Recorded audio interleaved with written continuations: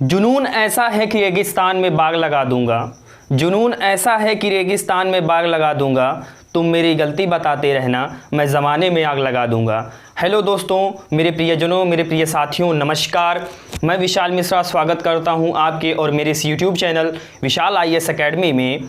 तो आज हम ईस्ट इंडिया कंपनी के अंतर्गत जो चार्टर एक्ट 1813 आया था उसके विषय में पढ़ेंगे कि इस चार्टर एक्ट 1813 में कौन कौन से प्रावधान थे। तो चलिए शुरुआत करते हैं। इस एक्ट में जो सबसे पहला प्रावधान था वह यह था, ईस्ट इंडिया कंपनी के व्यापारिक एकाधिकार को समाप्त कर दिया गया। चार्टर एक्ट 1813 के अनुसार जो ईस्ट इंडिया कंपनी भारत में व्यापार करने के लिए आई थी, तो इस एक्ट के द्वारा ईस्ट इंडिया कंपनी के एक व्यापारिक एकाधिकार को समाप्त कर दिया गया। और इस एक्ट में यह कहा गया कि जितने भी अंग्रेज हैं, ब्रिटिशर्स हैं, वह भारत में व्यापार कर सकते हैं। यानी पूरे अंग्रेज़ों को यह छूट मिली कि वह भारत में व्यापार कर सकते हैं। चाय एवं चीन के साथ कंपनी का व्यापारिक एकाधिकार बना रहा।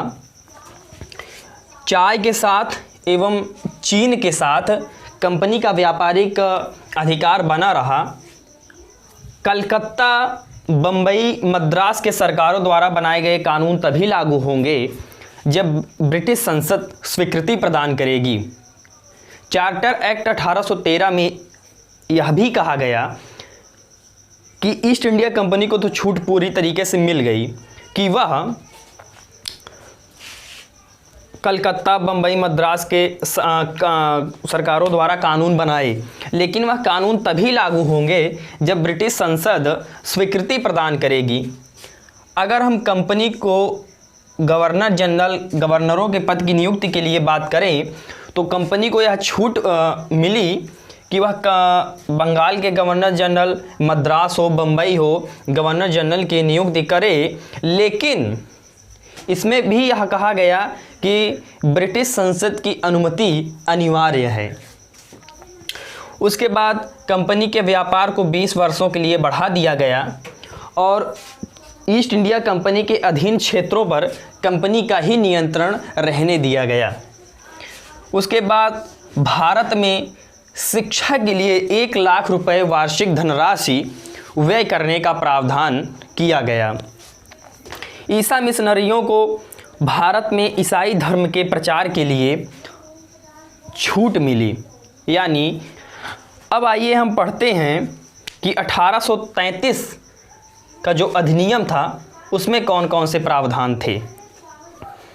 आइए अब हम जानते हैं कि 1833 का चार्टर अधिनियम के तहत कौन कौन से प्रावधान किए गए। तो इसमें जो प्रावधान किए गए वह इस प्रकार थे कि बंगाल के गवर्नर जनरल को भारत का गवर्नर जनरल बना दिया गया। यानी अब ब्रिटिश सरकार का पूरे भारत पर नियंत्रण स्थापित हो गया और बंगाल के गवर्नर जनरल को भारत का गवर्नर जनरल नियुक्त कर दिया गया। गवर्नर जनरल में सैनिक एवं सभी नागरिकों की शक्तियां निहित कर दी गई। यानी भारत के गवर्नर जनरल में सैनिक एवं सभी नागरिकों की शक्तियां निहित कर दी गई। उसके बाद भारत पर संपूर्ण ब्रिटिश नियंत्रण स्थापित हो गया।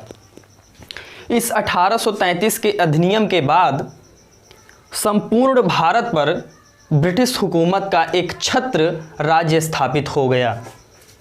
उसके बाद भारत के प्रथम governor general Lord William Bentinck थे। भारत के प्रथम governor general Lord William Bentinck थे। बम्बई, मद्रास के गवर्नरों से विधायी शक्तियां छीन ली गई। यानी बम्बई, मद्रास के गवर्नरों से कानूनी शक्तियां छीन ली गई और भारत के गवर्नर जनरल में निहित कर दी गई। इसका तात्पर्य ये है कि जितने भी कानून अब बनेंगे भारत के गवर्नर जनरल द्वारा बनाए जाएंगे, ना कि बम्बई मद्रास के गवर्नरों के द्वारा। इसमें जो प्रमुख प्रावधान हैं जो कि परीक्षा में भी पूछा जाता है कि किस चार्टर अधिनियम के द्वारा सिविल सेवा की परीक्षा की खुली प्रतियोगिता की गई, तो यह हम बता सकते हैं कि 1833 के चार्टर अधिनियम के तहत सिविल सेवा के परीक्षा के लिए खुली प्रतियोगिता का आयोजन किया गया। यानी भारतीय प्रशासनिक सेवा में अब रंग आधारित, जाति आधारित भेदभाव नहीं किया जाएगा एवं सभी को यह संपूर्ण अधिकार होगा कि सिविल सेवा की परीक्षा में भाग ले सकें।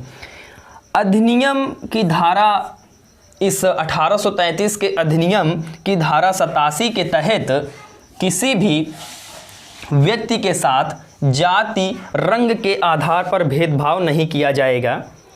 इसमें प्रमुख बात यह थी कि इस अधिनियम की धारा 87 के तहत किसी भी व्यक्ति के साथ जाति या रंग के आधार पर भेदभाव नहीं किया जाएगा एवं वह भारतीय हों या ब्रिटिशर्स हों, सभी लोग इस सिविल सेवा की परीक्षा में भाग ले सकते थे। आइए साथियों, मेरे प्यारे बच्चों, आगे देखते हैं कि इसमें और कौन कौन से प्रावधान थे। तो इसमें कोर्ट ऑफ डायरेक्टर्स के विरोध के कारण इस सिविल सेवा का प्रावधान खत्म कर दिया गया। किसके लिए? भारतीयों के लिए। कोर्ट ऑफ डायरेक्टर्स ने विरोध कर दिया कि नहीं, सिविल सेवा की परीक्षा में भारतीय भाग नहीं ले पाएंगे, क्योंकि अगर भारतीय सिविल सेवक बन जाते तो ब्रिटिशर्स के लिए परेशानी का सामना करना पड़ जाता। तो इसीलिए कोर्ट ऑफ डायरेक्टर्स ने विरोध किया और इस सिविल सेवा की परीक्षा को खुली प्रतियोगिता के रूप में सामने नहीं आने दिया।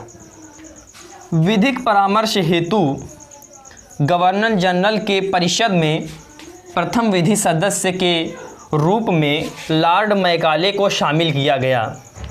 यानी कानूनी परामर्श हेतु गवर्नर जनरल के परिषद में प्रथम कानूनी सदस्य के रूप में, जो कि गवर्नर जनरल को सलाह देता था, उसमें लॉर्ड मैकाले को शामिल किया गया।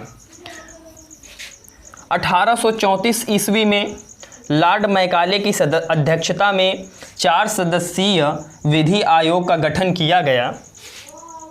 यानी 1834 ईस्वी में लॉर्ड मैकाले की अध्यक्षता में 4 सदस्यीय कानूनी आयोग का गठन किया गया। यह 4 लोग मुख्यतः कानून बनाने का कार्य करते थे। इस 1833 के अधिनियम के तहत दास प्रथा का विरुद्ध किया गया कि नहीं, दास प्रथा उचित नहीं है समाज के लिए। अंततः यह 1843 ईस्वी में दास प्रथा की समाप्ति हो जाती है।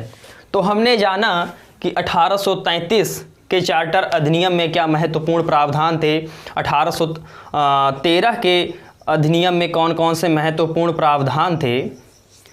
तो अगर आपको यह वीडियो पसंद आई हो तो प्लीज़ वीडियो को लाइक करें, वीडियो को शेयर करें, चैनल को सब्सक्राइब करें।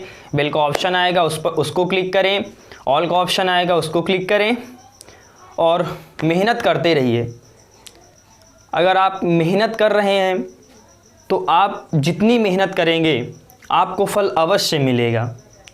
आप संघर्ष करते रहिए अपने सपने के लिए, अपने माँ बाप के लिए, अपने घर के लिए संघर्ष करते रहिए। जितना हो सके संघर्ष करिए, मेहनत करिए और मैं आपको ये गारंटी देता हूँ कि आपको मेहनत का फल अवश्य मिलेगा। आप जितनी मेहनत करेंगे आपको अवश्य उतना फल मिलेगा। तो चलिए मिलते हैं आपसे नेक्स्ट वीडियो में किसी और मुख्य विषय वस्तु पर चर्चा करते हुए। चलिए, धन्यवाद, नमस्कार।